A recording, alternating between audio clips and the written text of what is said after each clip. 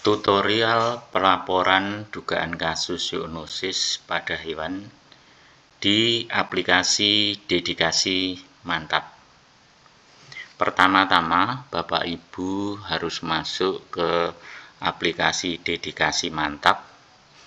Setelah masuk ke aplikasi, maka di sebelah atas akan tampak tulisan, yaitu beranda. Kemudian ada tulisan form laporan, kemudian ada tulisan riwayat, kemudian ada tulisan edukasi. Bapak Ibu yang akan melaporkan kasus dugaan penyakit zoonosis pada hewan harus mengklik form laporan. Setelah mengklik form laporan, maka di sini akan tampak yaitu formulir pelaporan kasus zoonosis. Jadi ada formulir pelaporan kasus zoonosis ini yang harus diisi oleh Bapak Ibu sekalian ketika akan melaporkan kasus dugaan zoonosis pada hewan. Yang pertama, Bapak Ibu harus mengisi formulir atau informasi terkait dengan informasi pelapor. Kemudian di informasi pelapor tadi ada yang harus diisi, yaitu nama, maksudnya nama pelapor, kemudian nomor HP pelapor, kemudian kecamatan atau kapanewon. Ini terkait lokasi dari ketugasan Bapak Ibu, maupun juga nanti harus mengisi kaluran sesuai dengan ketugasan Bapak Ibu. Kemudian juga ada isian terkait dengan posisi pelapor. Apakah pelapor itu adalah perangkat desa atau petugas dari Babinsa maupun Babin Kamtibmas, ataupun dari petugas puskesmas ataupun petugas dari puskeswan. Sebagai contoh di sini diisi misalnya Pak Budi Santoso. Ini nanti contohnya Pak Budi Santoso ini menjadi Babinsa. Oke, kita diisi Budi Santoso. Kemudian diisi juga nomor HP, misalnya nomor HP-nya 081234567789, seperti itu. Setelah diisi, maka kemudian harus mengisi terkait kecamatan atau kapanewonnya. Karena Pak Budi tadi berposisinya sebagai Babinsa yang ada di Nanggulan, maka diklik di Nanggulan. Kemudian Pak Budi ditugaskan sebagai Babinsa di Kembang, maka diklik di Kembang.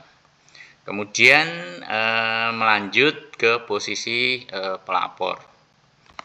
Jadi di posisi pelapor ini ada banyak pilihan, ada perangkat desa, puskesmas, petugas puskesmas, petugas puskeswan, Babinsa, Babin Kamtibmas, kader posyandu, dan masyarakat. Karena tadi contohnya adalah Pak Budi Santoso sebagai Babinsa, maka diklik Babinsa. Ya, kemudian melanjut di pertanyaan yang ada di bawahnya. Karena tadi yang diamati dugaan kasus zoonosis pada hewan, ini maka diklik hewan. Kemudian muncul pertanyaan lanjutan, yaitu terkait detail kasus hewan. Jadi misalnya Pak Budi Santoso tadi mengamati hewan atau ternak di milik Pak Slamet atau mungkin dilapori oleh Pak Slamet, maka pemilik hewannya ini diisi misalnya Pak Slamet. Kemudian ada pertanyaan di bawahnya yaitu alamat pemilik ternak. Usahakan untuk alamat pemilik ternak ini diisi lengkap ya, mungkin dari RT dan RW-nya kalau bisa diisi lengkap. Misalnya Pak Slamet tadi alamat lengkapnya ada di dusun Padukuan ya, Padukuan Kenteng, kemudian Kelurahan Kembang, kemudian RT-nya 60, RW-nya 10 misalnya. Kapanewonnya adalah di Nanggulan. Setelah diisi, maka ada pertanyaan yang ada di bawahnya, yaitu jenis hewan yang terinfeksi atau yang sakit atau yang tertular. Misalnya tadi Pak Budi Santoso itu mengamati atau dilaporkan kasus dugaan zoonosis pada hewan, khususnya pada ayam atau unggas. Jadi diklik di jenis hewan yang terinfeksi adalah unggas. Unggas di sini bisa ayam, kemudian bisa entok, bebek maupun yang lainnya. Kemudian di bawahnya ada pertanyaan terkait dengan jumlah ayam atau unggas yang mati. Misalnya yang mati ada 2, kemudian yang sakit misalnya ada 5. Jadi diisi. Kemudian di bawahnya ada pertanyaan terkait dengan waktu dan penyebaran. Maksudnya waktu itu terkait dengan kejadiannya. Apakah kalau kita mau mengisi terkait dengan waktu kejadian, maka ada pilihan terkait waktu kejadian.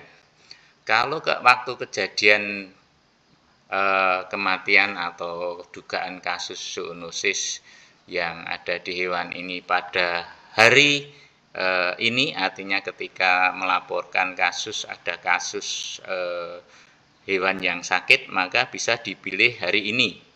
Kemudian mungkin kasus kejadiannya misalnya tadi ayam atau unggas itu matinya sudah kemarin, nah, itu maka diisi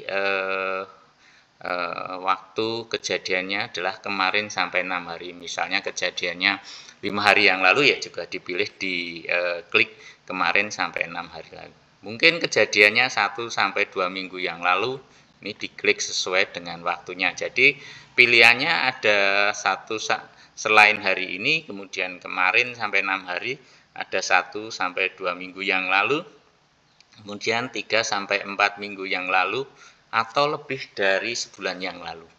Jadi untuk waktu kejadian ini yang diisikan adalah pertama kali kasus kejadian terjadi, misalnya sakitnya ayam atau unggas itu kapan pertama kali ada kasus, misalnya ada yang sakit atau ada yang mati, itu kapan, ini diisi. Kalau berdasarkan contoh yang tadi, kasus kejadiannya mungkin 3 hari yang lalu, maka kita klik atau Bapak Ibu mengklik terkait dengan waktu kejadian kemarin sampai 6 hari yang lalu. Kemudian pertanyaan selanjutnya yang di sebelahnya adalah penyebaran kasus.